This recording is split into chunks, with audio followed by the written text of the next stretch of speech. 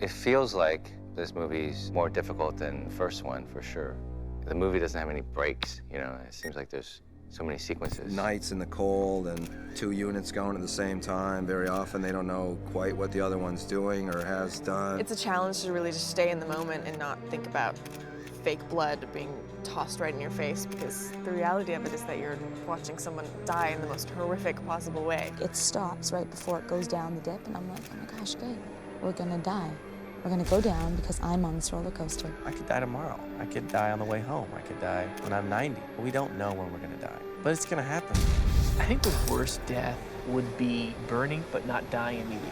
Where you linger in abject agony for days until finally your system, through toxic carbon poisons, gives out in a rush of fluid. And it is going to, and I'm going to do something. Not just succumb to what's inevitable, to kind of fight your way through life. If that doesn't satisfy the sick bastards of America, well then, I don't know what will.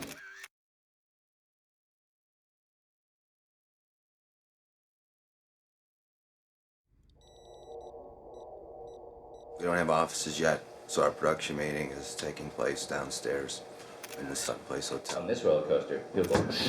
Talk to the roller coaster guy to see what It feels like this movie's more difficult than the first one, for sure. No, this is the back wall. I think mainly because we have a smaller budget and the movie doesn't have any breaks, you know? It seems like there's so many sequences. You get through one and it's not like there's a nice, gentle scene to play. It seems like everything has there's another one coming up right at you. Scene Apple 1, A1. 69, 71, 72, Apple, and 74, Kevin spots U-Haul. Scene 92, nails fall into forklift pallet, second unit. The reason I'm confused about Kevin's truck, Mark and Sylvia, is because I know that we had multiples, which I'm going to talk about right now. We have to know in pretty particular ways who's going to do what and where we're going to get that image. The storyboarding helps facilitate that process, because otherwise it would just be in my head and no one else will know what's in my head. I don't know what's in my head half the time. What we're going to be doing, Jack, the first plate's going to be Kevin acting like he gets hit. Plate 2 is we're going to green bag his lower half and we're going to pull him, right? So when he gets hit, we're going to actually pull him out. They had it in two versions. Storyboards are really useful when you've got a lot of special effects elements and when you've got a really big action sequence and you want to make sure that you've got all the beats. Certainly if you try and duplicate the framing and the way they're drawn, you're usually going to lose that one, because artists can actually draw things that are physically impossible, for one thing. So as a general roadmap, they're fantastic, but in terms of general shooting, I don't think any of us get too worked out about matching them frame for frame or anything like that.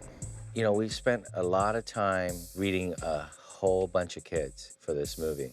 At one point, they would say, we can cast all unknowns. And then as you get closer to the process of actually casting, other departments in the studio would start to say, well, how am I going to market this? We got to get people on TV. But the crazy thing about movies is that it comes out probably a year and a half from when we're starting to shoot. And the person who's on a hot show, that show can be canceled, or it could be on the wane. So it's a tough thing to know who's going to be hot, you know, at the time when your movie's released. But in terms of the traditional stars of Brad Pitt and all those kinds of guys, this franchise never needed it. I think that by killing people who you don't already know and love and have some kind of built-in baggage, ultimately there's not that much loyalty to our actors. You know, they're willing to let them die and not think twice about it. But, you know, I happen to think that a lot of the actors have very promising careers ahead of them. This is hopefully the break for most, if not all of them.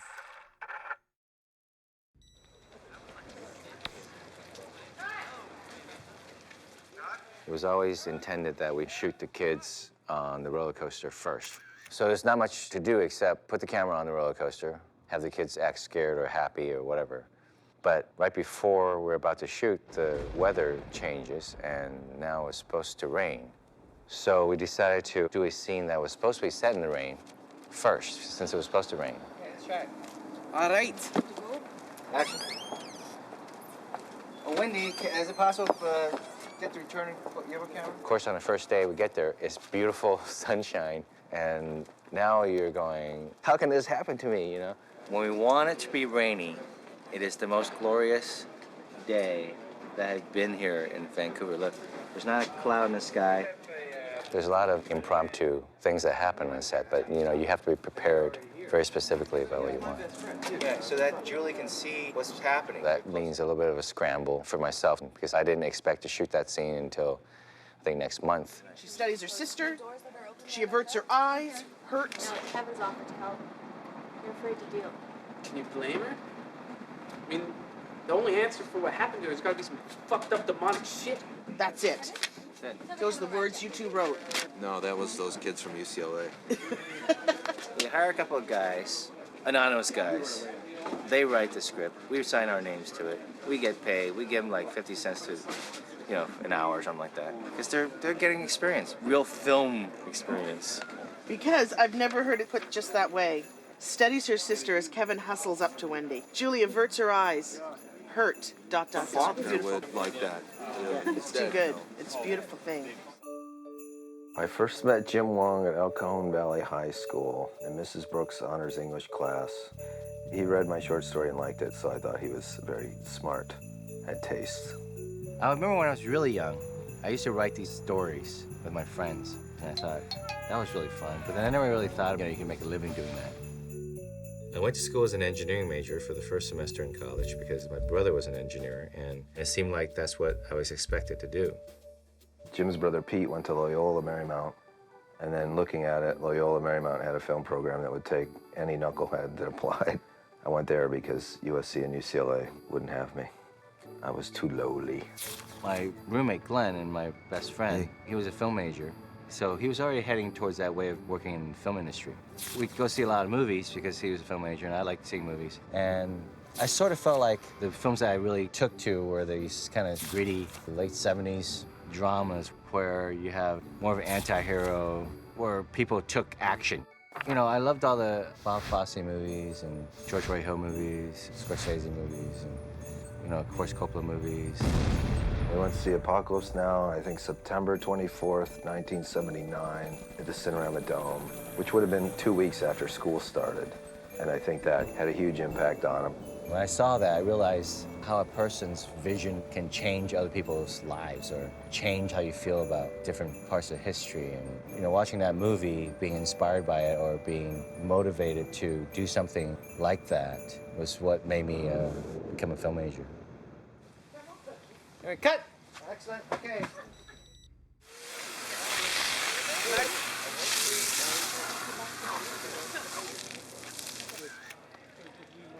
I went to the Disneylands and Magic Mountains primarily looking for omens of death. The airport just has all kinds of portents to send a shiver down your spine that you're going to crash. In an amusement park, I noticed how hard they work at not having those things. The county fairs are just a little bit more slapdash. The peculiarity of the schedule on this show was that it's heavily top-ended with the biggest sets. And it meant that we had to have 90% of the show designed before the first frame of film went through the camera. The Devil's made almost entirely of styrofoam. It weighs in the neighborhood of 2 tons, which is a lot of styrofoam, and probably has 7.5 tons of support to keep it from flying away. It was about 6 weeks from the time the first knife hit the styrofoam to the time we set up, which is pretty good for what we got.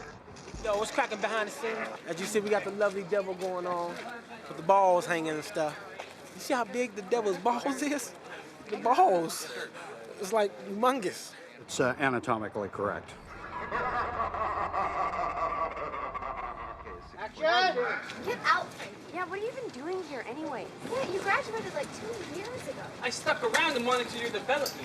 There he is. There he is. Welcome to Devil's Flight. Man, I got my pass right here, man. Hell, no, what? No, shut up, Kevin. No, he's after Jason. But then you go, well, but he says to this girl, you stay out here with them. That happens first. And then, so it was like horrible. It was like, suddenly you go, oh my God, he can't be here first and then be behind them. Or how can he be behind them when he's there first? So you have to go, okay, then he gets, held up somehow. I'm coming here Monday to shoot this sequence earlier than I expected to because, again, the weather forecast is for rain. I expected to shoot the roller coaster, but now here I am in the middle of the day on the weekend going, how did I shoot this set? How's it going, Jim? I'm a little tired. I'm tired, yeah. I wasn't in bed until 4. Yeah. Wow, Well, I was couldn't- freaking I out. couldn't stay awake. I was thinking about this, and it sort of, because I had to figure out where people were, and you know, it was confusing. It's a big puzzle that when you're writing it, you think, oh yeah, and then he says this, but then you don't think of the logistics of this set. You gotta go work backwards. You gotta start with a roller coaster. Who's sitting where, right? Before Frankie takes your spot, where are you? And then at one point in the script, you guys are supposed to ease up 5 spots, right? If you were snaking up 5 spots and you're behind the first people are already going. So how do you get to the number 1 spot? Anyways, you see what I'm getting at? It becomes very complicated. Yeah, you have to simplify it. I know. Well, trust me. At 11 o'clock last night, I was going, huh? Oh yeah, the other thing is 2 of the characters that might die, who are in danger of dying. You don't even know who they are, but they have to exist because they actually go into the roller coaster. But you have to make it natural. You can't make it just seem like suddenly people are hiding their faces all the time.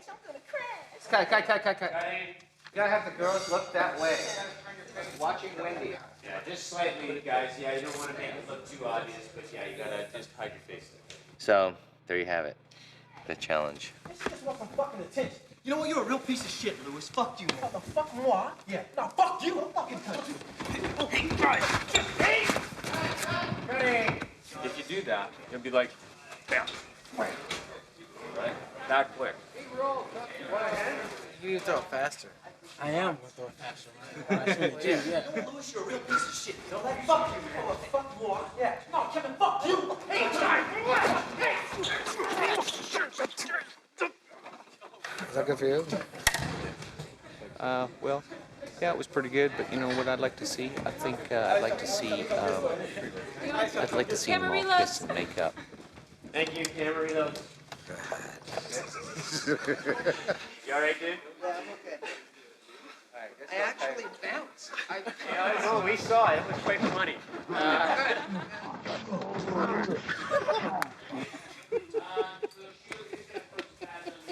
Thank you, Casey Playback.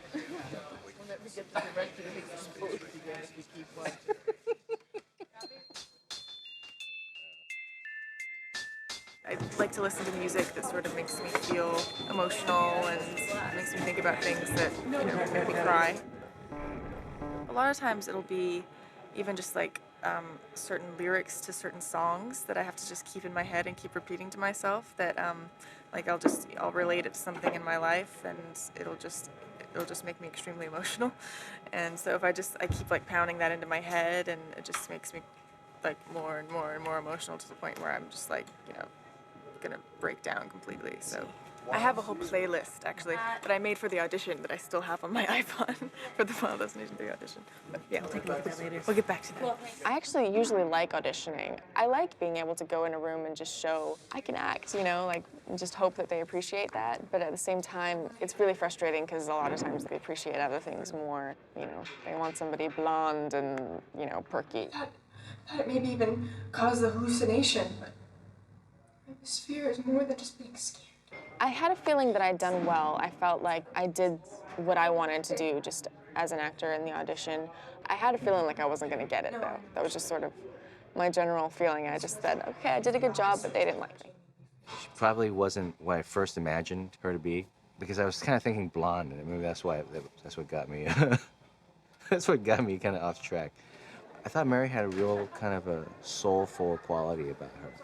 That there was a lot of emotion that she brought to the role, and she was strong. I saw it in my head. You're here, right? You It's go, the okay. first week, we're just kind of thrown into it, just meeting everybody, and basically I'm doing one of my biggest scenes almost in the script. And that was a hard week.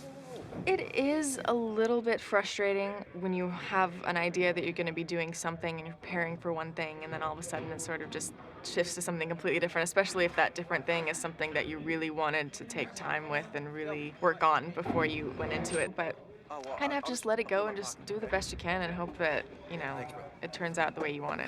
All right, let's do this. But what are you? Here you go. Yeah, let's do this. Woo! We have to get off of here. No, don't push the button! Don't push the button!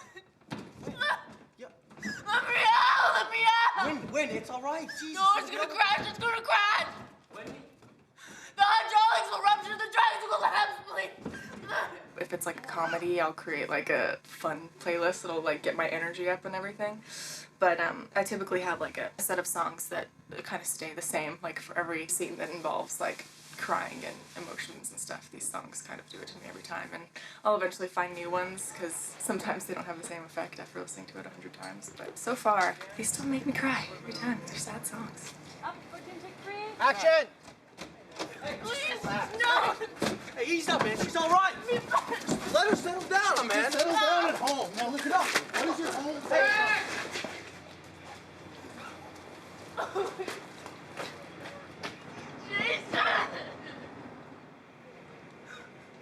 I felt pretty good about the whole premonition freak out scene. That one I was really worried about because I've never done a scene like that before where you really have to go that far in your emotions. So I was happy that I was able to pull that off to the way that I wanted to. So I'm excited to watch that to see how that turned out because in my head I think it turned out pretty good, but you never know. I thought I was maybe more close.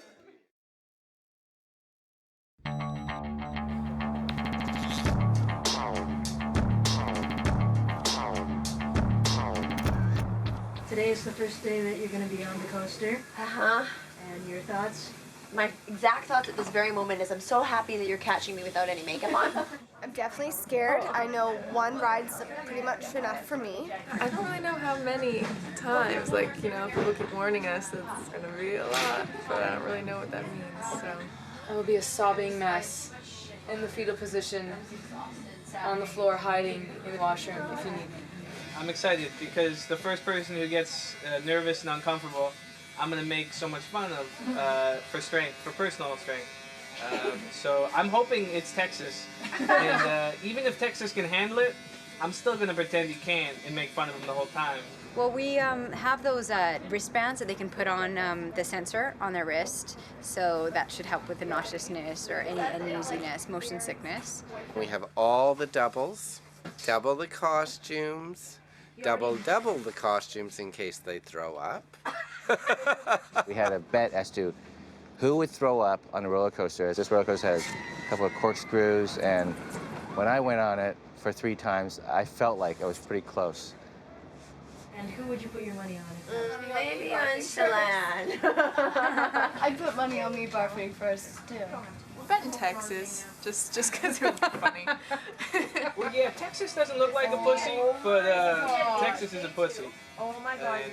And you can quote me on that. And who are the bets on?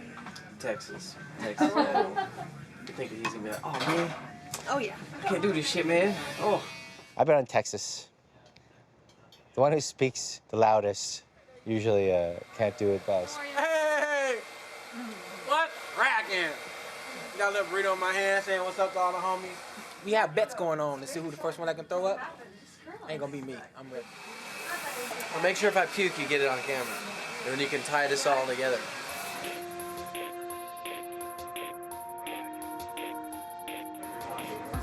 Before we realized that we were actually going to be able to make a remote-controlled camera work on the train that we could pan and tilt with, we were looking at all kinds of other options, including putting our operator in a backwards-mounted seat with a camera mounted to a helmet. But that became very obvious that we weren't going to be able to do that because of safety considerations. There's just no way anybody was going to be allowed to ride the train unless they were properly harnessed in.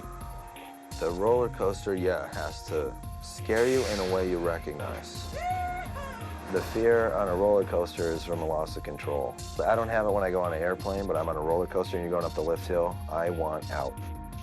The fact that I can't get out is unbearable. And so try to make that the theme, that these are kids that what all kids think is really the start of their life out of high school, and now finally they have some control over their lives and the college that they choose or the jobs they're going to take.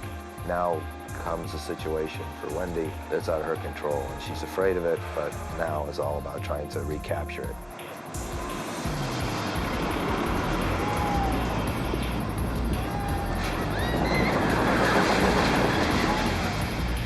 Definitely, we didn't want a really smooth-feeling ride. We wanted something that was going to be as subjective and tooth-rattling as possible. The real roller coaster wasn't too bad until probably like the 13th time around. And then I started getting a really bad headache and just feeling not like myself at all. It was just a really strange feeling in my head.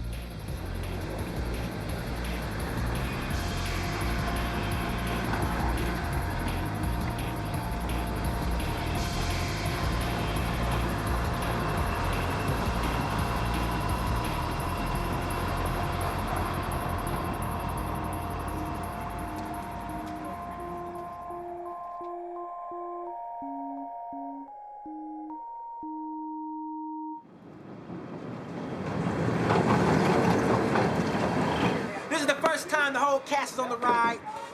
We about to do it, the whole cast, And this is everybody. when it's going down. It's This is going when down. The whole cast is on. The whole cast is going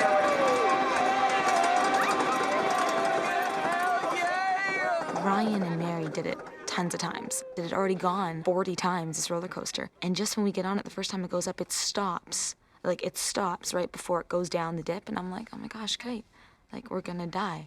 We're gonna go down because I'm on this roller coaster. Oh, this is it. Don't be scared, sweetie. Frankie, don't do that. The roller coaster stopped. Oh, I'm a girl, and I'm scared. I'm scared. I am. I hate this. Why don't you give me your hand and I'll give you something to be scared about? Cutting, guys. We have a technical problem. And the whole thing, like, shook, and that was kind of freaky. You really feel like you're just, you know, no matter how many professionals are around, you're really just on a big metal rod in the middle of the sky. This fucking thing. the black man! Shake. Save the black man! Please! Get us off! Save the black man! Save the black man! All right, girls. Dare you to flash me them titties when we go through the loop!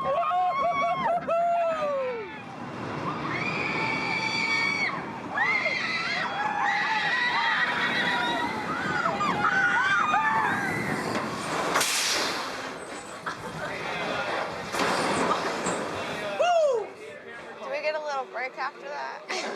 Now, the first night we rode the roller coaster, I think our record was 22 times that night. And we thought, wow, there's no way this record will ever be shattered. We've done 22 times on one roller coaster in one night. Never imagining that we would shatter that record many times over the course of like the 3 nights that we shot it.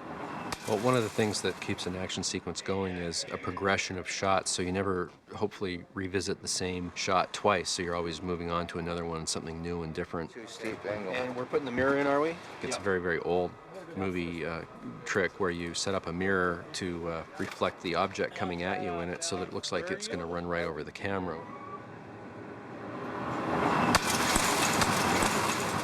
Probably at any given time we tried to have at least 2 or 3 cameras going because, again, time was so limited that the more pieces we could get per each pass of the train, the more exciting the sequence is going to be. Action, Rory. Oh, there you go. Okay, we got the descender shot. Moving over to the coaster mounts. There's a little trick play, which is flipping the film. Right. We're going to do a regular shot and also the reverse shot, meaning that we're going to switch their clothing from regular to sort of a mirrored image. Does not mean that Kevin wears Winnie's clothes and Winnie wears Kevin's clothes. Just means they wear the same clothes except all the lettering would be backwards on one version of it. Hey, what school do you go to? And in post, we're going to flop the film in order to give us another direction that the riders are moving. I just still don't get it. Will it look like we're going backwards? You guys sit on this side, and she's got to sit on the other side. Oh, another interesting thing. That's how they did all of Titanic. They only built half the boat. Oh. So that when you flip the film now, you end up with a whole boat. So what are we trying to do exactly? by Double the flipping? length of the roller coaster. Double length of the roller coaster. Got it. Look, we have to sit on towels because our bottoms are so sore from sitting all day. Okay, tomorrow bring your own cushion. Oh yeah, we're not here tomorrow. Yeah, I was like, I'm not here tomorrow, but okay. We're 15 minutes away from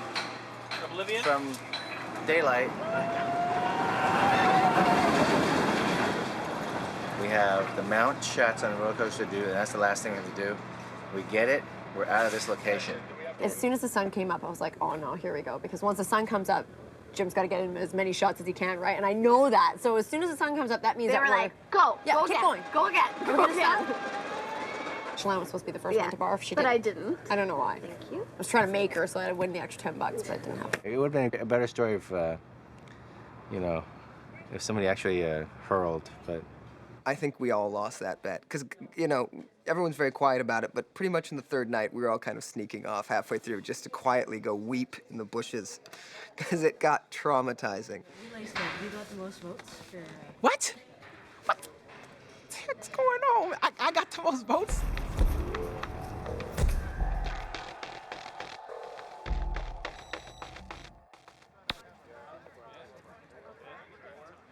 We're always trying to find situations that a lot of this audience, a lot of people have been through. I don't know, maybe because we're writing it around the 4th of July and you go till when, you know, 4th of July festival, you start looking around and you go, once a year, everybody in the U.S. goes to something like this. And you've been to enough of them that you just kind of made up what you wanted. And then you start realizing, well, there's not a lot of immediate danger there, but then if you made it a colonial thing, you could have the blacksmith might be a potential. You just want a bunch of things that the audience might go, oh, it could be that.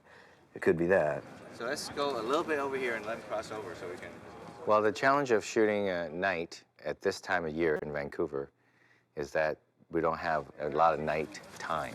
So June, I don't want to see this part if we can. I want to pull back like this until we get here. Yeah. Or you know when she crosses, so you can put it back. There's so much work, and it seems like every time you change a camera position, it takes forever. You know, whether it's the lighting or making the move work or the actors. Cameras up. Here we go. We're shooting. Give a couple of pauses. Look at this table here, table here, thing there, okay? 112 is up. My sure. 112. Okay, 112, take 1. Sounds good. 112, take 2. 112, take 3. Resetting this way, gang. Okay, now looking this way. Down towards the water. And walk off camera. Hey guys, we're looking down here. Yep. On this side of his face, right? He's looking this way, right? Yep. So he turns and looks over here. Ready? Ready? Sounds good. 112 apple, take 1, barely marker. Next. Is that there? To the crane? Yeah. Perfect. Camera's on the crane halfway up the hill towards the lot. John Mary walking down towards the festival. We have such a short amount of time and dusk. You almost have to do it in one shot, or else you never make it. Shots like this. We're looking this way. She walks in the frame, and we're looking down. I think. Yes. All right, here we go. This is picture. Crane. Ready? Action. So, Mary. Here we go. Right. Action! There's time to do one more. Yeah, go. And cut. Reset. Background, guys. Background. Background. Rolling. What's the right spot for her? Rolling. Check. Background. Background. Background. Action. You know, Jim, Glenn, Craig, Rob, McLaughlin, everybody who worked on this is like a well-oiled machine. They've all worked together before, and they know each other's styles. It's always very well planned out. Although sometimes it's fun to be chaotic, you know? You never know. Be like this, like. Or I can go like. You can left-handed, or you can go across your body with your right. I can go like this. Yeah. But I think this looks coolest. I don't know about that. What are you saying? Look too Zorro-ish. I remember seeing Ryan. After Ryan read, I go, that's exactly what I'm looking for. Really? Yeah, I go, that's exactly the person I'm looking for. I wish you would have called my agent right then and said that. I felt that just looking at Ryan the way he talked, and you know, I really felt that I knew him in high school. You know what I mean? I knew this kid in high school. He had to have an all-American boy next door quality, but then you can see him turning and becoming the hero. It's a straddling the line kind of quality. Well, thank you, Jim. That's what I said when I walked out, too. That's the director I want to work with. Right there. And Craig, like, I was like, who the hell is that guy?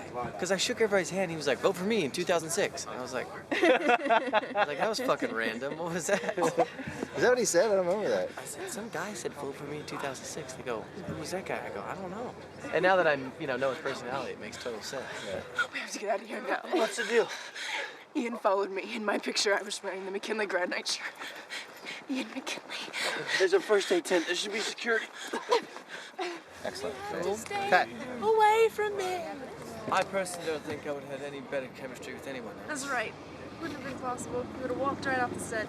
You know what, Mary Elizabeth? That's the only person. No one else. I like her highlights. They stand out. No, wait! You're in danger, okay? I'm trying to explain something. Let me explain this to you. I'm practicing because I have problems with these two fingers. They don't stay. And apparently I have really ugly middle fingers. And you mean it when you do it like this. So fuck you, Wendy. Julie, look out! Superman! I'd originally auditioned for the role of Aaron. What?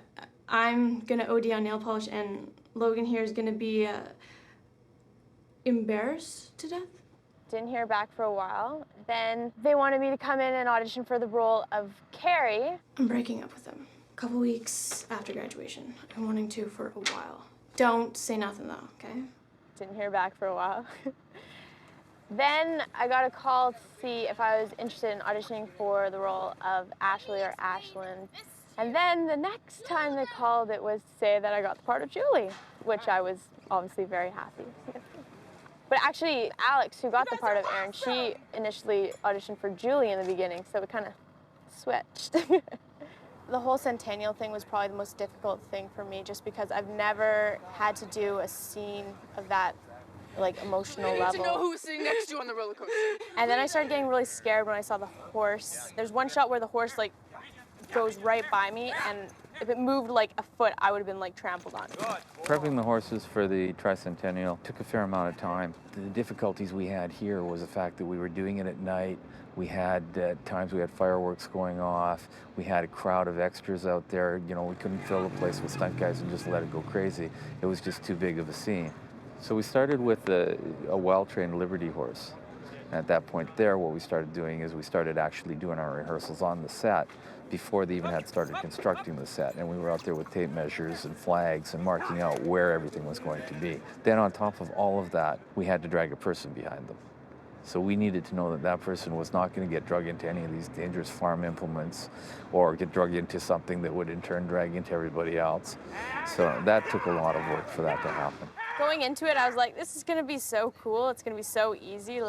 Stunt people are just gonna put me on some rolly wheels on my back. I really did think that I was gonna be sitting on something that had wheels on it, so that'd be rolling. But I wasn't. They really did drag me, but I had a harness or whatever. And so as they're going over the stunts, I realized how much more serious this was. If it's too much, just yell Jacob. Okay. That way we know that you're not acting anymore. Right. Okay, that's a good sign. We actually put Amanda into a lot of the shots. And when I walked in, I thought I was going to have to pamper her and look after her. And I was thinking frail, but that's not the case. I don't mind if it hurts a little, because I'd rather be really tight. Everything had to be to some degree of roughness for her so she could play the part to her best advantage. Yeah, no, it's good. It's good. So the whole time I was worried about hurting her, she was just saying, bring it on, bring it on, bring it on again. I can take it. Very tough girl. Very impressive. That's really good. I think, you're just battered. Every movement you make is painful. Hopefully it's fine. Ready?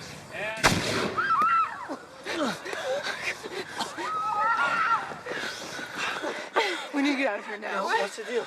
Ian followed me. In my picture, I was wearing the McKinley grad night shirt. Ian McKinley. All right, there's a first aid station. There should be security. Get the fuck out of here, McKinley! I loved, in Hitchcock and To Catch a Thief, there's this wonderful kind of seduction scene under fireworks. So I wanted to do that because I always thought the fireworks and, when you have the color lights and then it goes dark and, sort of that light and dark thing. I really wanted to do that. Fireworks!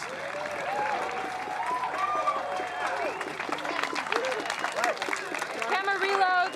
One of the things we did at the Tricentennial is we had to actually do elements of a live fireworks show for some of the work out there. We wanted to actually get some of the shots, and rather than go to a visual effects background. We wanted to get some of the shots where the cast were actually backed by real fireworks. And we set it up in the same way that a small rural show might shoot. We'd fire a test shell to find out for each shot. Once Rob had the angles set up, we'd take a guess on where we wanted the shell to break in the sky. And then if he was happy, we'd set off as many as 9 or 10 shells on a couple of shots. They'd do their lines, so they'd go together to give them this nice little stacked effect of the real fireworks going on. Yeah. I can't hear you, Jim.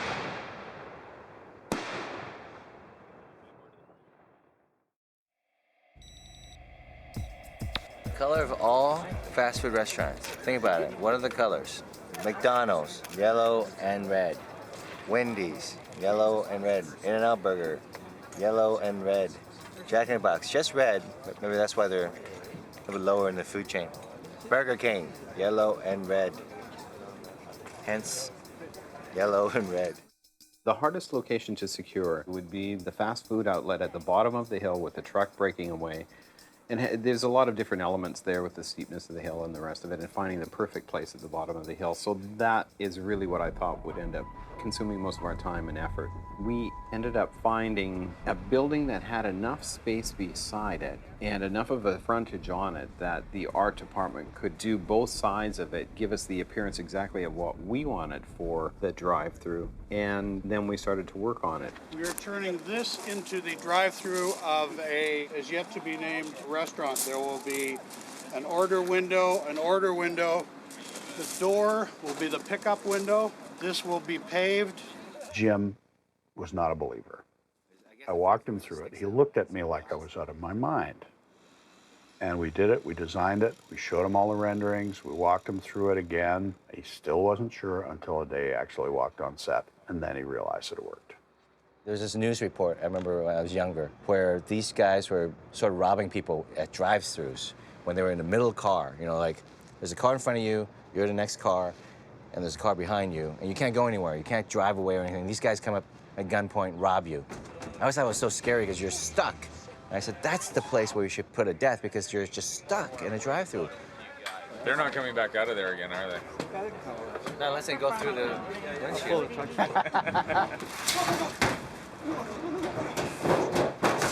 That's great, excellent.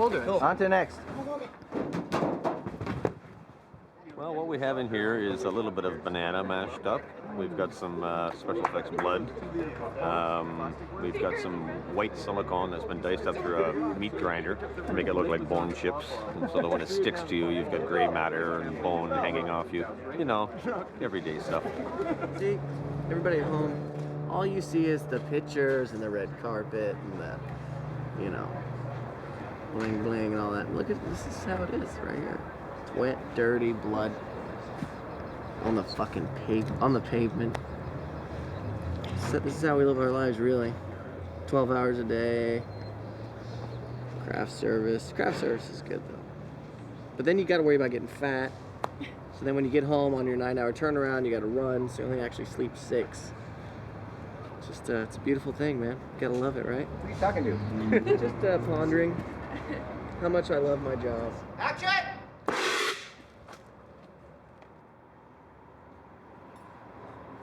You have it in your ears. I know, like all in there. I felt it. It was like really big, wet woolly. It's just gross, man. I feel weird.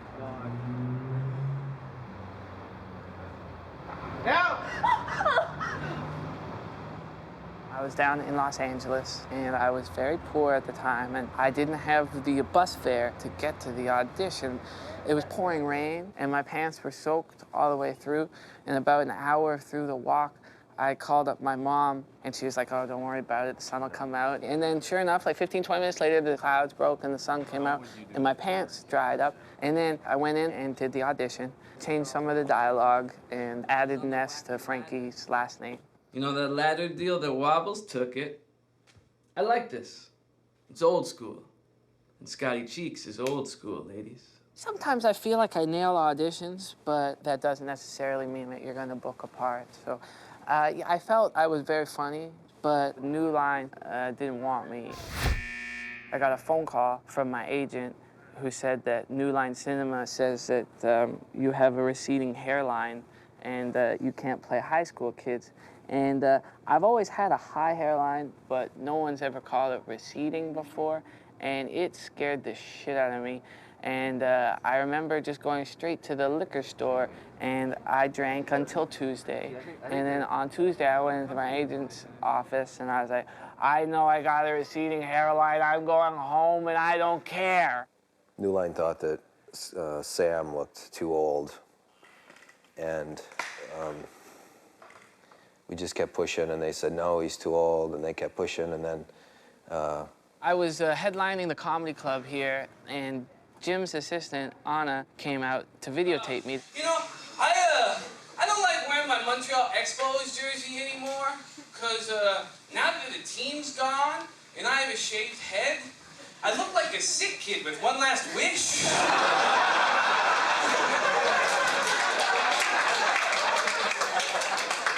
I want to see the Expos play. My hopes are high. My hopes are always low. So then, my agent in LA went to New Line Cinema, and Richard Brennan, who's executive producer, was watching my tape. The story I'm told is, while Richard Brenner was watching it, these two agents came by. He said, hey, come here, tell me, how old is that kid? And he didn't know that that was my agent there, and he went, so what do you girls think? Do you girls think that this kid could play high school?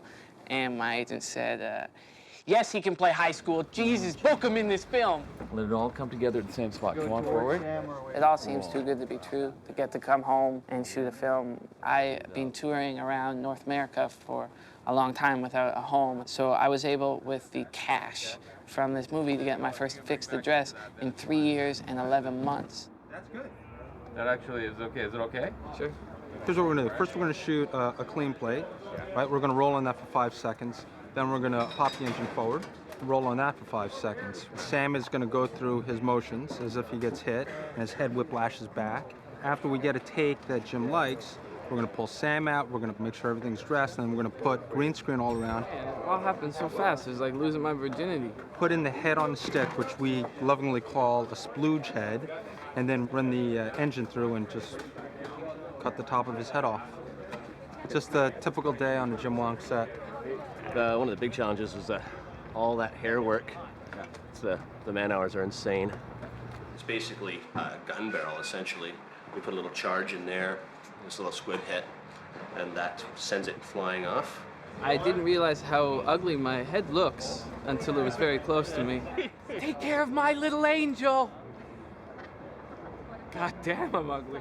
We're taking the aftermath of Sam's head here and doing a little bit of redressing on it. Just going to fix up the scalp here and attach it back to a piece of skull plate. It should give us what we need. Brain matter. It's just gelatin. It's actually edible. A bit of blood. Separate it up a bit. Okay, so the long and short of this, stay well back, and you'll be at the top of this skull flying and a lot of blood. So stay well back by Video Village. Yeah, that's not rain protection. Visual 79, take 7.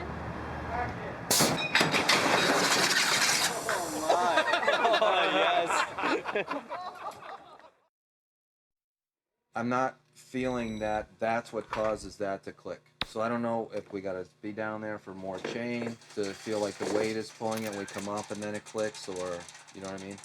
Went to the Home Depot on Sunset Boulevard 3 or 4 days straight for 3 hours at a time. Just walked around and saw where the mercuric acid was stored next to this. It took forever, and I thought what was weird about that was I was in there touching sharp objects and studying poisons, and no one came up to me in this time of Homeland Security to go, what the fuck are you doing? Of the many challenges that we sort of encountered in Final Destination 3, the first is just coming up with fresh places to kill people. Places that you and I might go into. It's easy to sort of, okay, it's somebody who does extreme sports or somebody who does motocross racing. Well, not that many people do that, but an awful lot of people go into home improvement stores. You know, those big massive warehouses filled with row upon row upon row of threat and danger of like a box toilet falling on your head from the third shelf. Bags of concrete like 20 feet up, and saw blades everywhere, rakes. I mean, it is quite dangerous. I hope that FD3 doesn't completely destroy the home improvement store economy, because I think, we need it. We need to keep the country going.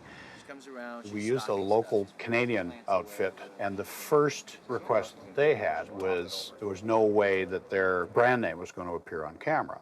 And of course, if anybody's been in a home improvement store, you know exactly how many times the brand name appears. What choice do we have? Just give into it? There's no it. Nobody wants their trademark attached to a teenager's dime. We kind of run and gun as Jim moves down the aisle, hiding brands, changing brands, bringing new stuff in to cover shots, that kind of thing. We're just going to stack it up tighter on this end. We're going to move the pool stuff to this level. Let's get somebody with some coat hooks or something and hang those pool skimmers.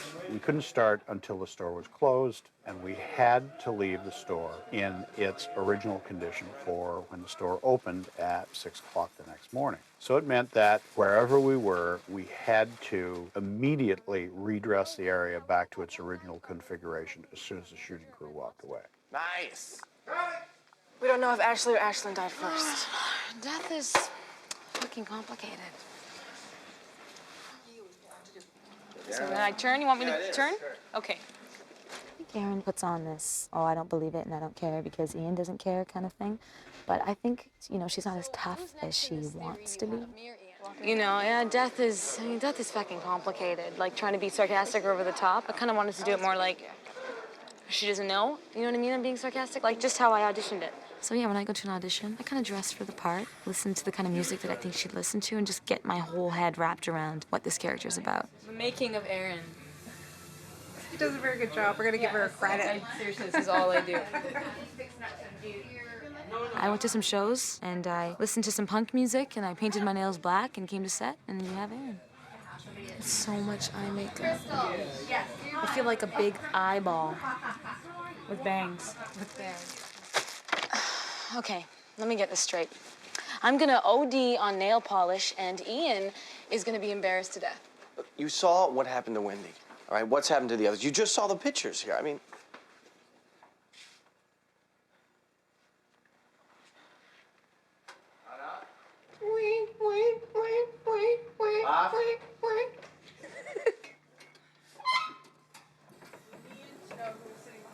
I'm hoping people notice my forklift driving, because I took 2 days to learn how to drive a forklift. This is so dangerous. 2 really, really intense days where I had Dustin teach me how to drive a forklift. And we went from everything that was as simple on the first day to just driving in a straight line, which is incredibly hard on a forklift. You have no idea how difficult that is to do. And then by the end of the second day, we'd had sort of a slalom course, S-curve sent through pylons. Take that, pylon. In the actual place where he's driving, all the aisles are only 8 feet wide. So the machine actually takes 9.5 feet to turn in. So we're teaching him how to do little shortcuts to get it so it'll turn in those areas. I felt so incredibly confident that I was really excited to come to set. Came to set, and the first day promptly crashed the forklift. Yeah. Sorry. We might want to have cleanup on aisle 5. Who was sitting behind us? I've discovered that I can't act and drive a forklift at the same time.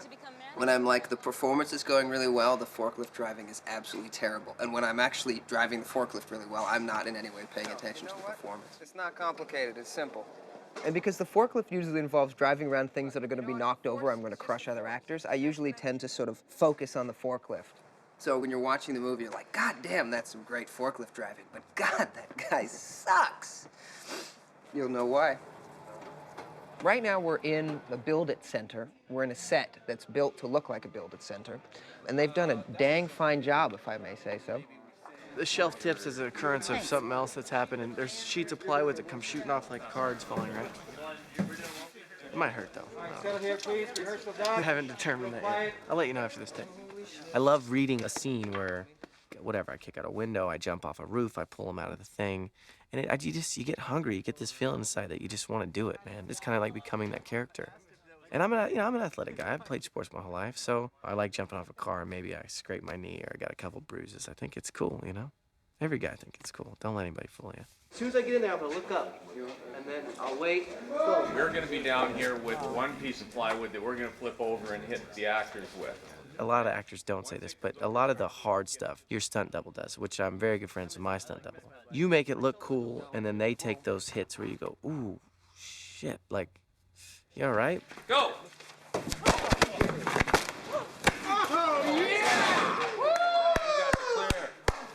Clear, baby. So what were you thinking when you were just watching that test? I was thinking no problem. No problem? I'm a tad concerned. Are they doing this with us or with... Yeah. Yeah, I'm a ted. Is foam core, which is kind of like marshmallow, the marshmallow of paper. That's such bullshit.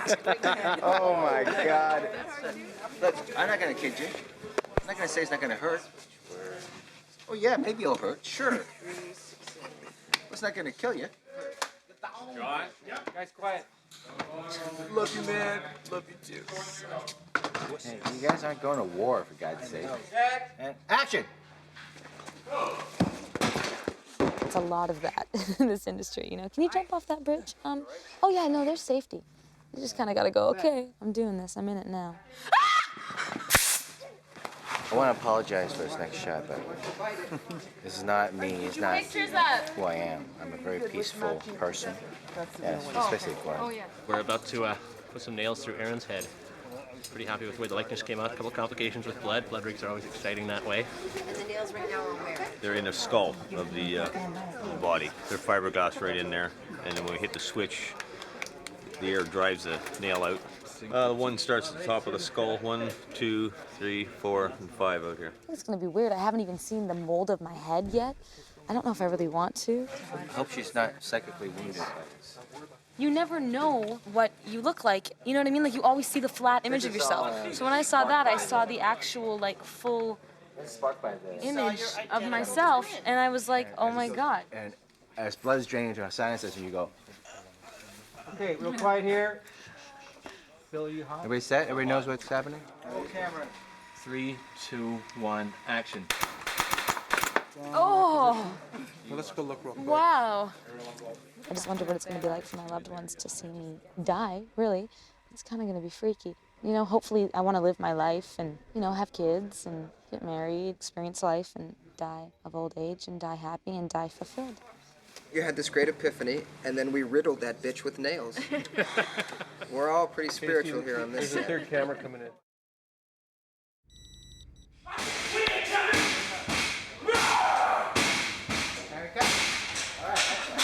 Yo, this is Texas Battle coming to you live from the setup FD3. We about to go on up in here. I gotta do some blocking for my next scene, do my thing, you know, show y'all how we do it back home in Houston, Texas. I'm representing UT all the way. You already know I'm a true Longhorn. This is the set. It's the set we've been shooting on for the longest. Got the line producer Art right there. Got my man that pay my bills. That's Craig Perry right there. Without him, I ain't even on the set without this man right here. That's real talk. That's my man, you know. It's my man, Ryan. Say what's up to behind the scenes, baby. Okay, come on. Okay. This is Jim Wan, the director. He don't play when it's time to start rolling. What's up, Jim? What we doing? We're gonna block the scene. We about to start blocking. Action. Come on. So you gotta be right. You gotta get you right here. There's a guy walking out. There's guys doing lifting, heavy lifting here. Just you want to crack both of you. You don't crack both of you left. Explain. Now you start. All right, look. Ashley and Ashton were in the first. When he first comes out, show him the picture, and he knocks it away. Okay, look. Ashton and Ashton, you can do that. No, I don't care, Kevin. You shouldn't care. Keep going. And Wendy, she looks like this. I look behind her, and the guy comes in. We have fun on the set all the time. Great casting crew, man. This is how they get extra lines. For instance, if they catch the ball, you got it, baby. Extra line. If they miss the ball, you go. How'd you drop that? He gave me a look. Okay, cut. See, there's always changes every day. Jim just cut like 4 lines. 4 of my shit. 4 lines. You shouldn't care either. That's how you say you Okay, know this hold on, already. wait, fuck shit. Wait, you shouldn't care. You shouldn't care either. It's the second Because what line, you man. said- Because what you said is Shit. bullshit. I just said it, Jim. This is Hilda. This is the lady that stays on me for every line. She makes sure you stay on point. You can't say one word get past her. Not even a period. She'll catch you. Texas, that's supposed to be a question, not a period. She'll catch you. I'm telling you, man. She keeps the whole, everything you hear us say on TV, that's because Hilda makes sure shit's right. He's the king of adding the word fuck. You're on crack. Both of them. Okay, just listen. Ashley and Ashton were in the first. The part itself, it wasn't written for African American. It was written for an Hispanic at first. So I remember seeing the breakdown, and it had Luis Romero. Well, actually, it said Hector. It had Hector Romero. So it wasn't no part for me. But me personally, I'm like, hey man, it'd be great to get in this movie. 1 week later, hey, they opened up the part for African Americans. So I'm like, oh man, I gotta get in there. I go in for the audition, I'm reading the lines, I'm like, oh, I can do this. No problem, I can be tough. You know, put a little bandana on, show a little muscles, a little wife beater, be all right. All right. Yeah, man. Hey, I'm ready to go, man. Ah, shit, motherfucker, my nuts, man. This is totally different from who I usually go out for or who I play. I'm more of a comedic guy, more of a funny guy. This guy's just straight asshole. Fuck. You know what? I just win, baby. I just win, baby. There we go. All right, excellent. Just like that. Still gonna say that. I just pooped myself. You see that? They had to drill the machine down and hold it because I got everybody scared in here. See, that's how you gotta do it in here sometimes. You gotta let people know who's in charge in here. See, the white man might pay me, but the black man running shit.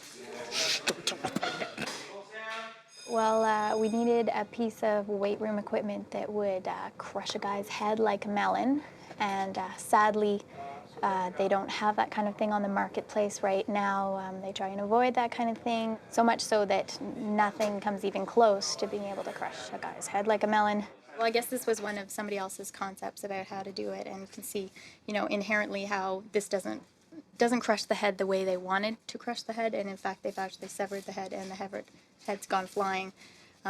So what you really need is to actually sandwich the head right smack between the weights. And the other important element is that only one failure could occur instead of like things popping off all over the place and stuff. What you really want is just one thing to happen and then boom, done, because that's sort of what that scene's all about. So this was my concept of what was going to happen with the weight machine. Originally, these things started closer together, but then when we started adding all the weights, we found that we were crushing the weights instead of the guy's heads, so we had to push this apart. But anyways, my idea was that this pin here would pop off and that these two metal flanges would just fall uselessly and that these would just fall on the weight of gravity. But special effects needs things to work perfectly, and they don't like the idea of hoping that these will fall simultaneously exactly, which is what you need to crush the guy's head, so you're not just shoving it in two different directions. So they put a kind of a hinge element here that would slide down. But the actual way that it worked was very similar to my concept, and the machine itself was exactly the way I designed it. 3, 2, 1, swords. And action.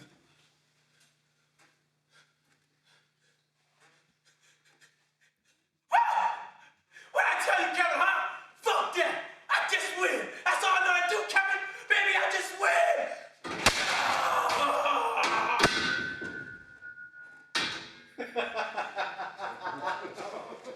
The weight room, you know, you go to the gym and you run and you look around and you go, some of these people should be killed. You start thinking about deaths, and I said, I just want an Oakland Raider fan to get hit by a bus. And started thinking, where could you make that work? You're not going to do it at a game or whatever, so you take an individual Raider fan and put him at the gym. Then the gym, I went up to the weight room, where obviously I never go, and started looking around going, okay, that could crush the guy. And then put all this Raider propaganda nonsense in the guy's mouth and squash him. And I'd test friends and stuff, go, hey, we'll do Final Station 3. And the Raider guy says this, and the squash, like, oh, I can't wait to see that. A Raider fan would love to see a Raider fan get squished. You can't do it with a 49er fan because they go, that wasn't funny. But a Raider fan would go, cool. You know, and everybody else would stand up and cheer. You do all this for, what, 2 seconds of a movie shot? Yeah. Yeah, all this, we're going to do for 2 seconds, y'all. 2 seconds of a movie shot. If you're claustrophobic, then this is not for you. You got to keep the same expression the whole time. So you can't move. So if your expression is like this, you gotta keep that during the whole time. And it can be, it's like maybe 10 to 15 minutes. And you only get one nostril to breathe. That was cool. We're just doing a video mix to line up the shot so we can get the head in the correct position, so when the head goes, it looks realistic. That's basically what we're doing. And 3, 2, 1, go.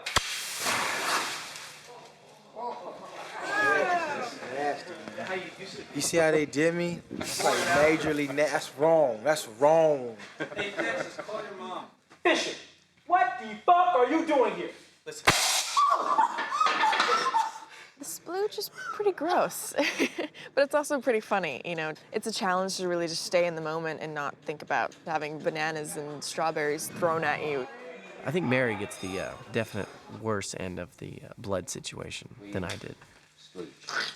Oh, you're gonna splooge again? Jim. Oh, there he is. What's the end of it? Even though you read the script, you just kind of don't really think about those things until you're actually there. So it's been surprising. Hey, shit. We have only one shot at this, unless we want to change clothes and do all that shit, so. No. That's, There was one scene we did where the splooge gun, as they call it, was actually basically right in front of my face almost. It was really close up, and those things are powerful. Like, I mean, they hit you hard. So the whole time, like while we're doing the scene, I had these butterflies, and I was trying not to anticipate it.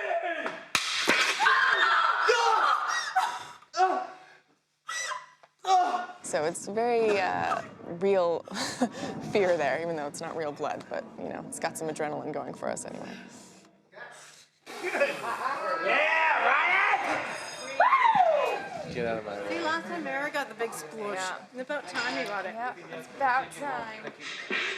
Jesus Christ! I almost throw up right here. I almost did. I almost said, oh my God.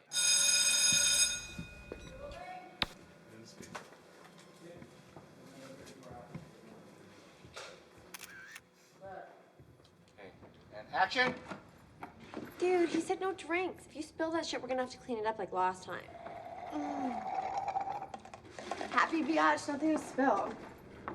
Why does Siri keep it so cold in here? Maybe it's supposed to be colder for the machines or whatever. Oh, a few degrees won't hurt.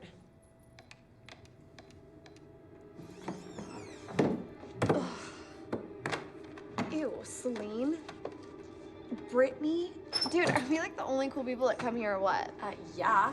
Okay.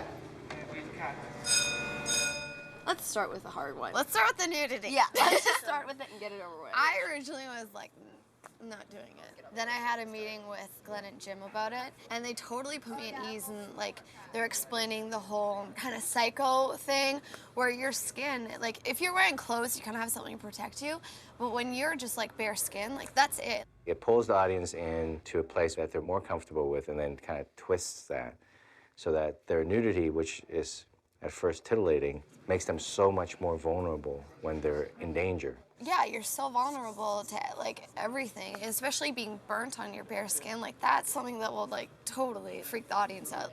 Once you watch it, like I watch the playbacks and it's like, oh my God, there's her boobs. And then you're like, okay. And then you're like, okay, now I'm just like disturbed. You don't even think about the nudity anymore. Like, so I'm glad that they did it that way and it wasn't sort of a, they haven't exploited it. Yeah, it's not like a TNA thing, and so it made me feel comfortable. I mean, of course you have Shalon and Crystal take off their tops at that point. Ha ha ha, whoa, you know. But the nudity goes away, and I think it'll be very disturbing. It's not a gratuitous thing, because that's how people often tan fully naked. That's how I did when I researched it. My wife, Kristen, said, you gotta do a tanning bed. She goes, you gotta get in the booth. Then I went in there, naked. I got the goggles and my notebook and writing stuff down. I was just like giggling. I thought the guy was gonna come throw me out.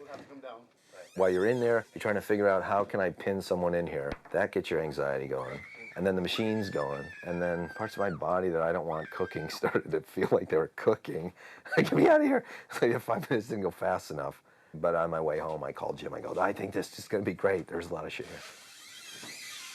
The other thing that we always said to each other was, why do we always write movies and shows about freaks and weird-looking people? And, you know, I've had it with that. Let's do something with good-looking girls.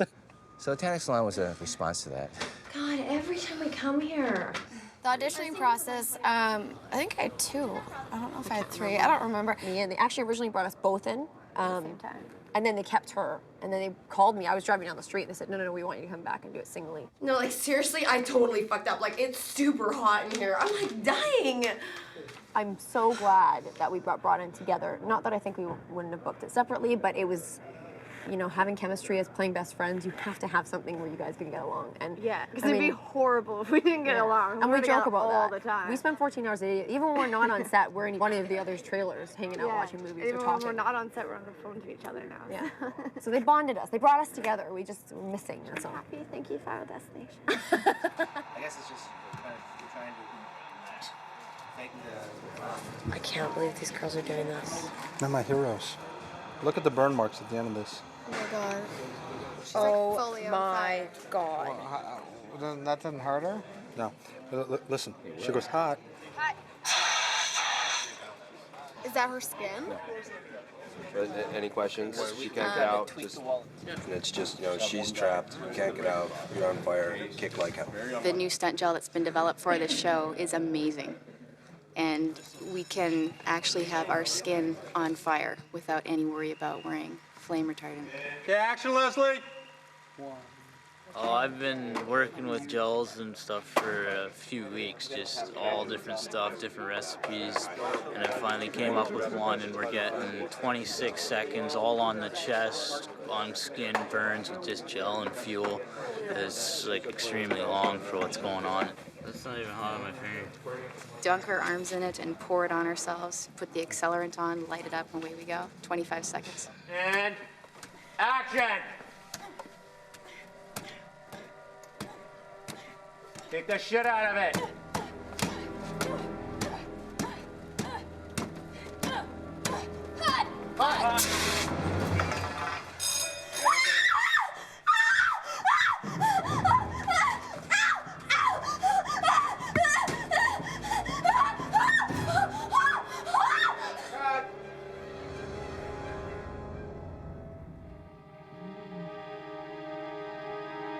My favorite death, because it was the funniest to me, was the whole tanning salon sequence, because we do such a long tease where we just, you know, we know something's going to happen to those girls. We just don't know how and when. And then as it begins to happen and play itself out, you just guess ahead. Of course, you know what it's going to be. So the music for that, it was just so over the top. Because we teased and it was suspenseful, and then we're back to Wendy, and then we're back in the salon. And the remarkable thing is that it works. The movie wants that because it makes the story bigger than the characters, so the audience can really get in there with the fantasy of it all. One of the tools that was created specifically for the scoring of this film, this is the grossometer. And we debated it could be a grossometer, but we thought that grossometer was far more elegant sounding. Captain Bob Fernandez, my music mixer, did the artwork for this. And we would let the orchestra know what the grosso rating was. So this one was like at about a 60 as it was filmed, but I challenged the orchestra to bring it up with their performance to at least an 80. And I think the performance really, we were close to 100 on that. This was an important part of having an effective score for this film.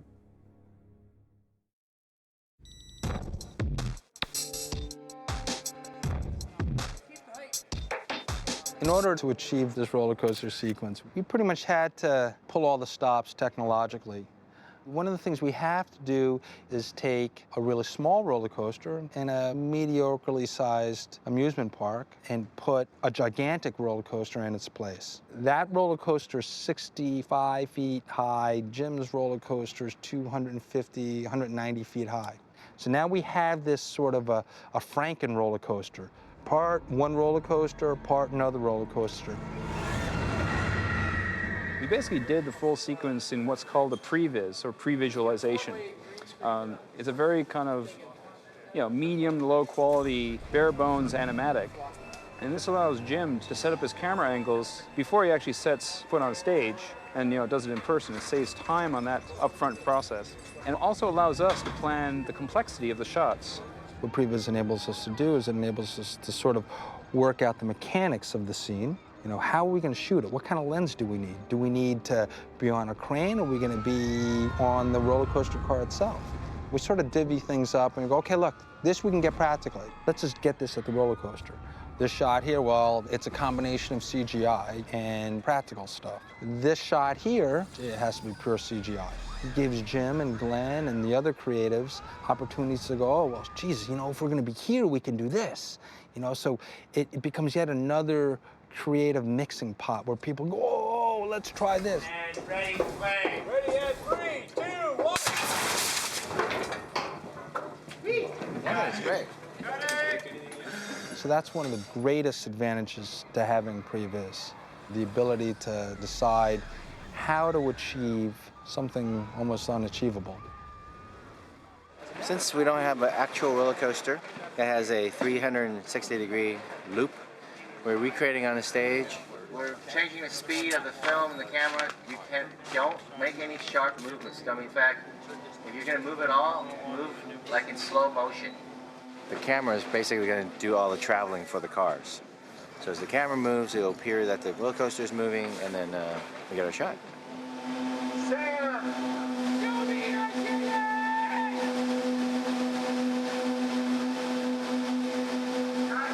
Both of the ends can be moved up and down so that we can create positions of either coming down a hill or have it in a dip, for example, for some of the shots. So we need to be able to move the ends up and down to create those positions. We've got another deck that allows us to basically control the position of the deck in space, doing high-speed drive-by shots of the cars that'll be done over at another studio in the next few days. We have another one that uses a single car that you've seen some of the stunt guys practicing on that creates a single car rolling quite quickly. So it's a whole series of different rigs that as we glue them together and as the CG people add all the backgrounds is going to give us all the pieces of the coaster coming apart, breaking, and the stuff that you couldn't do on a real coaster unless you built it yourself and destroyed it.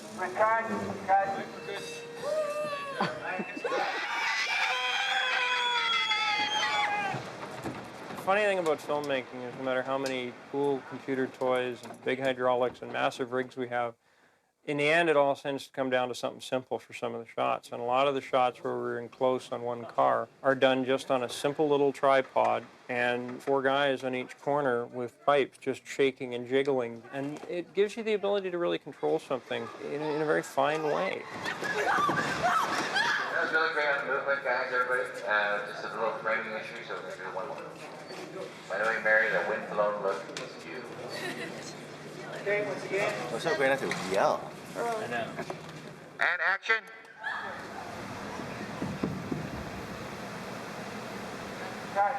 Jim, frame 143. Yes, Jack. Chelan is a perv. Long really likes the bullhorn. It's not a size thing, but 3, 2, 1, down. Let me down, let me down. Let him down, let him down. It's hard, man. I mean, obviously we're both having a hard time, but I have no restraint, so I'm really like trying to fucking struggle. And just being upside down and, you know, struggling at the same time. Head goes, and then I lost my voice. So, you know, Red Bull gives you wings, right? 280. Sequence of events again. We'll turn you over, get you in position. Camera will roll, the wind will start, and then you'll hear an action, at which point you should start the screaming. After 2 beats of that, the wind will stop, the shot will still keep going, okay? And so keep going until you hear cut. Wow, this really sucks balls. Yeah. And so basically they let the harnesses go just enough so that it would look like we were really holding our own weight, and it really felt like we were, so we're both in there just dying. Like, I'm holding on to the harness upside down and trying to keep myself in with my legs and my knees, and I just got so bruised up and I was sore after hours of doing that because I'm just holding on myself with my arms and just terrified that I was gonna fall.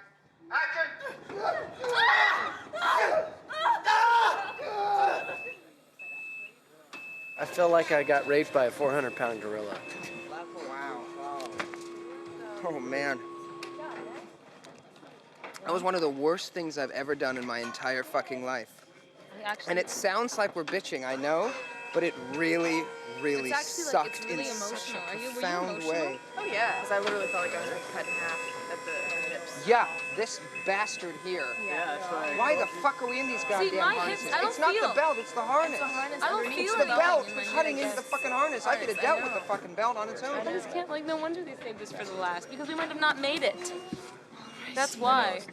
Just in case we lose one from a coma.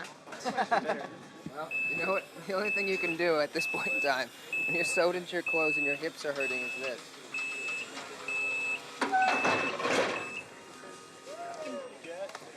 Yeah.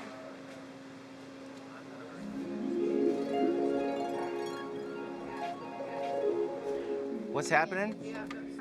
Is I'm waiting. These shots take a long time to do. We have a record of 4 shots yesterday.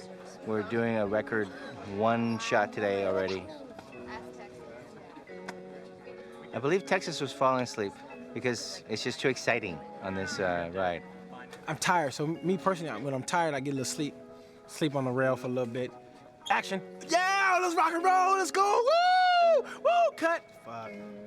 Go right back to sleep, man. That's what we get, that's what we do, on and off, like a switch. So I'm just, acting like the wind's blowing, I'm just going up this big ass loop, and then, okay, I'm getting tired, hurry up, say cut. He's not saying cut, you're gonna lose me. Okay, I'm dead. You know, when you make a good movie, you gotta take the quality time, right? When you make a good shot, you gotta take time to set it up, and that's all how it works. A lot of people say we don't get paid to act, we get paid to wait. I'm starting to believe that saying. First stage's gag is Ryan trying to get himself off the broken piece of harness. So he does this to pull his jacket up. As he does this, that's when he gets hit. Well, I guess I'm about to get cut in half. This is like the plate shot of me struggling, and then they're gonna put on this harness.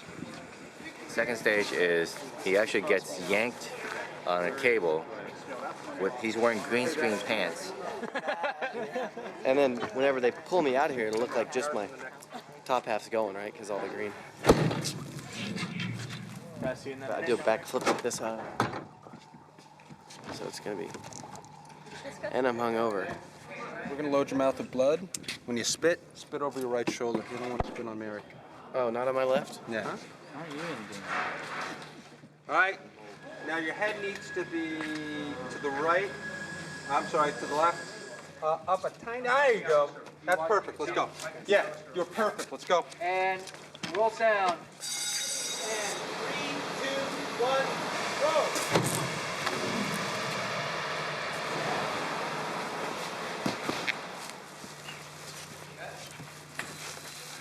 Recut.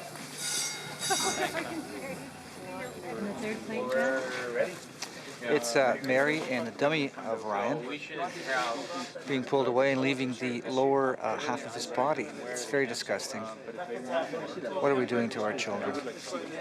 Anatomically correct? Pretty much, yeah. We went with a ragged sort of look rather than that anatomical dummy look that always kind of looks cheesy. So that lot of trauma look. All right, stand by for picture.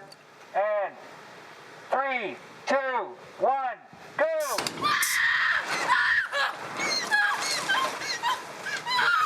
What's up, Clark? And we cut.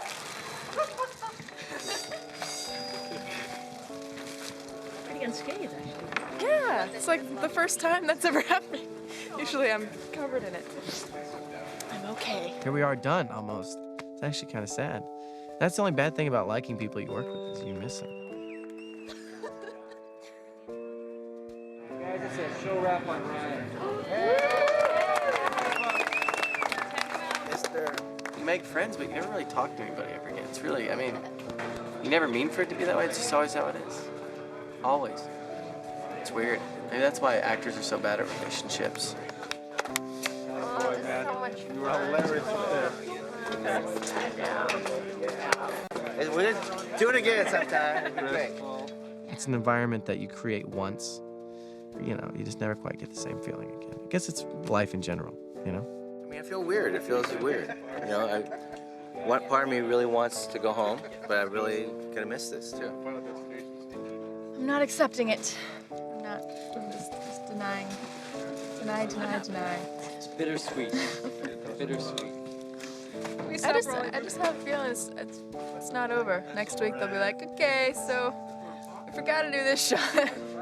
So we're meeting back in Vancouver. You know, one more time. I don't know. It doesn't feel finished yet.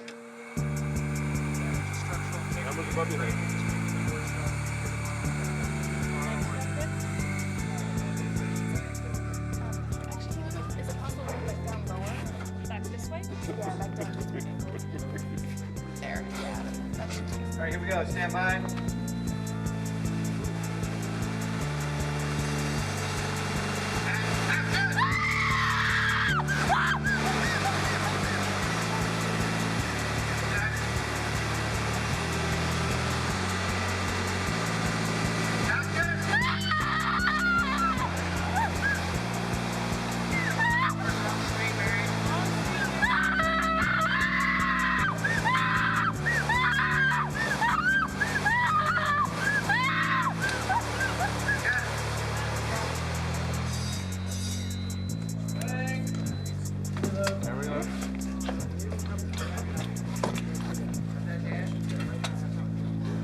Thank you again very much. That's a wrap.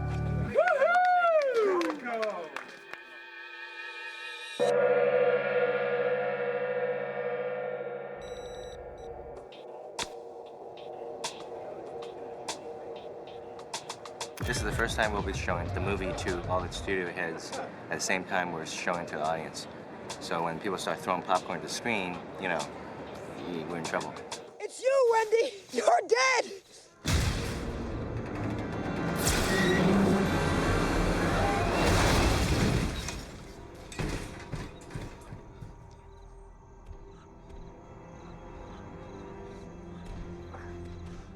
In this case, I don't believe it was a test screening audience that dictated a change. They confirmed it, but when we were cutting it, we knew that the ending didn't work. You know, it just sat there. It didn't seem to address the issue of whether they escaped death or they were alive, because it just happens and it stops and the movie stops. So it's just too abrupt. You know, when you watch this very loud, fast, visceral movie, you can't end like that. You know, you just can't end like that. It just doesn't work. It feels off. Test screening went pretty well, I thought. It scored better than the first one in the initial thing, but mainly everybody said they hated the ending. So I'm gonna shoot something else. That's it. We kind of knew that the ending was flat. And the day before, Craig Perry and Jim Wong, we all got together and, you know, tried to come up with suggestions for what another additional ending might be. Craig says, you know, why don't we kill everybody? And I said, you know, they made me and Willard, we had to reshoot Willard so that Crispin Glover would live. I'm like, they're never gonna let you kill, you know, the nicest, most talented cast we've had in this franchise. And at the theater, you know, they have a focus group where they interview like 20 people. And they go, oh, I liked it. But I kind of feel like I've seen it before. The New Line guy says, oh, you know what? I'll tell you what they haven't seen. Kill them all. I think what people came to see by the third one particularly is the deaths. And that's the signature franchisable element of the movie. And so when you leave three guys still standing and you don't even give them a hint that they're in danger, audiences, they feel gypped. And you're like, why are there three bodies? Why are there three walking, living people in this movie when I really want everyone to die? Get rid of them. Kill them all. Wipe them out. I think that's the real surprise people aren't going to expect because they're so used to seeing that extra bit that makes you think, ooh, they're going to come back. Not in this movie. They're dead. The end of these movies have never really had what the beginning of the movies have. You know, a plane crash, a roller coaster crash, a freeway crash. And the endings always had a lesser magnitude. And so when they wanted a new ending, Jim said, let's do something that's in the ballpark of what the beginning accidents are. So he said a subway, and I said, yeah, that's not so easy. I lucked out and caught an early train. I hope I'm not messing you up or... No, it's just... I think I had a sense that you were coming now. Basically, they said that it was going to be a huge, you know, subway accident, and that was kind of the first I heard, and that was basically all that they told me until I got here, pretty much. They said, you know, it tested really well and people liked it, but they all hated the ending. That was like good and bad news. I was like, well, shit, okay. What the hell are we going to do? I was like, what's up? Craig called me from Paris. Hey, Craig Perry. Oh, we're reshooting the ending, huh? I mean, I guess I could do it. I'll check my schedule. Yeah, okay. Bye. Oh my God, we're doing this, and I'm dying. I'm gonna die. It's gonna be awesome. Woo! That was pretty much what I did. It's pretty awesome. I didn't really understand if they were gonna cut out the horse thing or not, and I was like, are you kidding me? Did all that horse shizzle my nizzle for nothing? But luckily it's staying in. Nobody sent me a script. I got a call, basically, that said I had to report to Vancouver. So I got on a plane, and finally a little package comes, and it's got a script in it, and finally I'm like, oh God, the script, and I flip through it, and I'm not in it. And I think maybe they've just brought me here to work just to sort of gloat about the fact that they've totally written me out of the end of the movie, and I'm just gonna have a little chair set aside where I get to watch the other actors, Sean and Laura, those bastards, take my place. But no, now I show up today, and apparently I'm getting cut in half, hence the green outfit. Some sick, twisted bastard at New Line thought I didn't die gruesomely enough. So now we're gonna chop me. I think that because the franchise has always dealt with the death in a humorous way, it takes some of the sting off of just the inherent cruelty of mass murder. We're rigging me up with 5 gallons of blood. And then 2 guys are gonna drag me while blood spews out from behind me. And if that doesn't satisfy the sick bastards of America, well then, I don't know what will. Killing everybody, especially these characters who don't deserve to die, I'm not that high on that. It just seems like a meaner world when you did this 6 years ago, or a meaner United States maybe, that now we're like going, kill them all, better you than me. But, you know, I don't know, that's what it feels like a little bit. And action! I wish I was making Hal Ashby or Elia Kazan kind of movies, but I'm not. Yeah, it's a little bit of a drag, but you know, I'm a whore enough to kill him all. You know, I didn't really mind, you know, whether or not I was gonna die. It's like, if it works for the story, man, you know, kill me. It's all good, I'll do whatever you want. Well, I think it's important that everyone dies because it adds closure to the whole story, and no one likes to see someone survive, especially Julie, I mean. I really like the fact that we all bite it. I mean, I think that's cool. But then, like I said, I was reading, I was like, oh, we die. I was like, oh, shit, oh, well. I kept reading, and then, you know, all of a sudden, it was a premonition. In the past, if we recognized that it was about to go down, we usually changed it. So because I recognized it was going down, and we are on the midst of changing it whenever we end the movie, I thought it was kind of cool. I thought it was, you know, I thought it was pretty neat. I had written both versions, where the one version, she's literally on the track thinking that it's a premonition and trying to wake herself up from the premonition when the train hits her. So not only is it not a premonition, is it, you know, that's it, you're dead. And they all die. And then we added the alternate version, which is, it comes out and it's a premonition, but can they get off? So for me, this alternate way is actually more, you know, open-ended and hopeful, if you can call it that. Let's face it, at the end, we're all defeated by death. It's just a matter of how long you can, you know, stay in the game.